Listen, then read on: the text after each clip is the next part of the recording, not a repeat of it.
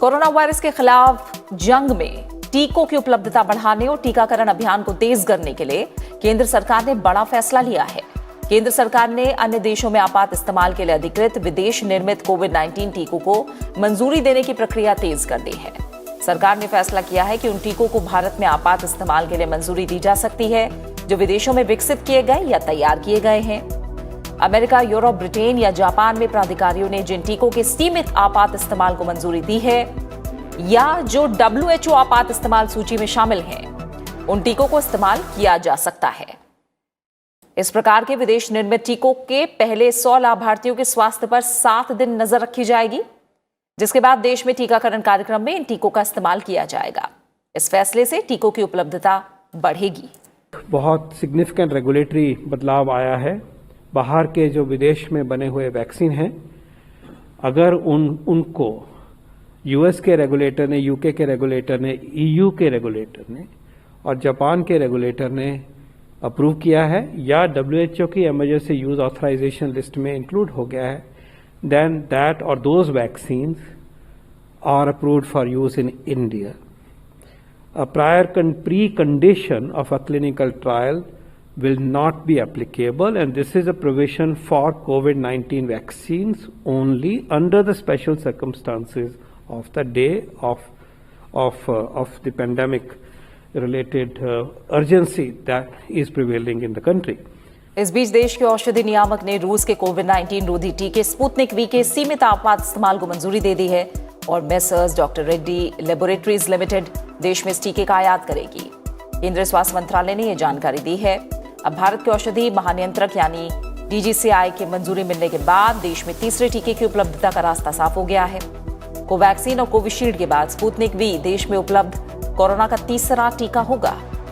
केंद्रीय औषधि मानक नियंत्रण संगठन यानी CDSCO की कोविड-19 पर विशेषज्ञ समिति ने सोमवार को कुछ नियामकीय शर्तों के साथ स्पुतनिक वी के सीमित आपात इस्तेमाल की सिफारिश की थी। स्पुतनिक वी के करीब 92% प्रभावी होने की बात सामने आई है। स्पुतनिक वी को -18 डिग्री यानी -18 डिग्री सेल्सियस तापमान पर स्टोर किया जाता है। पहले दोनों टीकों की तरह इसका इस्तेमाल भी 18 साल से अधिक उम्र के लोगों पर किया जा सकेगा।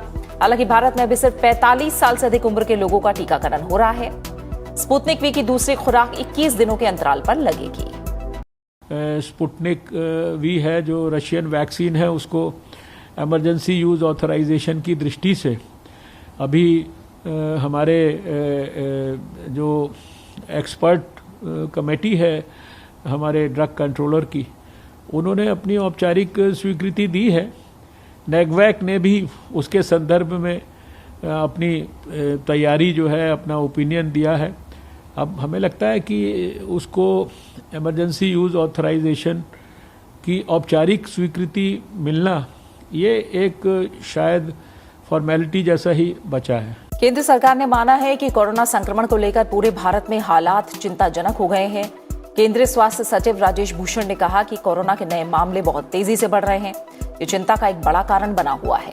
स्वास्थ्य मंत्रालय ने जानकारी दी है कि कोविड-19 के ज्यादा मामले वाले जिलों में तैनात 53 केंद्रीय टीम संक्रमण के बढ़ते मामलों से निपटने में राज्यों की मदद कर रही हैं।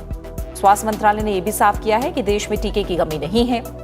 राजेश भूषण ने कहा कि राज्यों, केंद्र शासित प्रदेशों के पास टीके की 1.67 करोड़ खुराकें उपलब्ध हैं। उन्होंने साफ किया कि समस्या टीके की कमी की नहीं बल्कि बेहतर योजना की है। स्वास्थ्य मंत्रालय ने यह भी स्पष्ट किया कि देश में फिलहाल रेमडेसिविर की कोई कमी नहीं है। मंत्रालय ने डॉक्टरों से अस्पतालों में भर्ती कोविड-19 के मरीजों के उपचार में तार्किक तरीके से इसके इस्तेमाल करने की अपील की। स्वास्थ्य मंत्रालय का कहना है कि रेमडेसिविर सिर्फ अस्पताल में भर्ती ऑक्सीजन पर आश्रित मरीजों के लिए है। घर पर इलाज में इसका इस्तेमाल नहीं होगा, न ही दवा दुकानों से इसकी खरीदारी होगी। भारत में कोरोना वायरस संक्रमण की हालत चिंताजनक बनी हुई है। 10 राज्यों महाराष्ट्र, कर्नाटक, छत्तीसगढ़, दिल्ली, तमिलनाडु, उत्तर प्रदेश, पंजाब, मध्य प्रदेश, गुजरात और केरल में अब भी महामारी का ज्यादा प्रकोप है। नए मामलों में से 80% से अधिक इन्हीं 10 राज्यों से हैं। पिछले 24 घंटों के दौरान 1,61,736 नए मामले सामने आए हैं। इस दौरान संक्रमण के कारण 879 लोगों की मौत हो गई। देश में इस समय सक्रिय मामले 12,64,000 से अधिक हैं। राष्ट्रीय रिकवरी दर 8.51% तक पहुंच गई है। राज्यों की बात करें तो 16 राज्यों में तेजी से संक्रमण बढ़ रहा है। 5 राज्य महाराष्ट्र, छत्तीसगढ़, कर्नाटक, उत्तर प्रदेश और केरल में हालात बेहद नाजुक बने हुए हैं। इन 5 राज्यों में ही देश के करीब 69% सक्रिय मामले हैं। इसमें भी अकेले महाराष्ट्र से करीब 45% सक्रिय मामले हैं। 24 घंटे में महाराष्ट्र में सबसे ज्यादा 51,751 मामले आए। इसके बाद उत्तर प्रदेश में 13,604 और छत्तीसगढ़ में 13,576 मामले आए हैं। 24 घंटे में कोरोना से महाराष्ट्र में सबसे ज्यादा 258 लोगों की मौत हुई है। वहीं छत्तीसगढ़ में 132 लोगों की मौत हुई है। 13 राज्य और केंद्र शासित प्रदेश ऐसे हैं जिनमें पिछले 24 घंटे में कोरोना से कोई मौत नहीं हुई है। इनमें जम्मू कश्मीर, असम, लद्दाख और पूर्वोत्तर के राज्य शामिल हैं। वहीं कोरोना संक्रमण के बढ़ते आंकड़ों के बीच देश में कोविड वैक्सीनेशन अभियान भी तेजी से चल रहा है। प्रधानमंत्री नरेंद्र मोदी के 11 अप्रैल से 14 अप्रैल तक टीका उत्सव मनाने के आह्वान पर देश के कोविड टीकाकरण अभियान में और तेजी आई है। अब तक देश में 11 करोड़ से ज्यादा टीके लगाए जा चुके हैं। टीकाकरण अभियान के दिन सोमवार के दिन 40 लाख से ज्यादा टीके दिए गए थे। ये 87वां दिन था टीकाकरण अभियान का।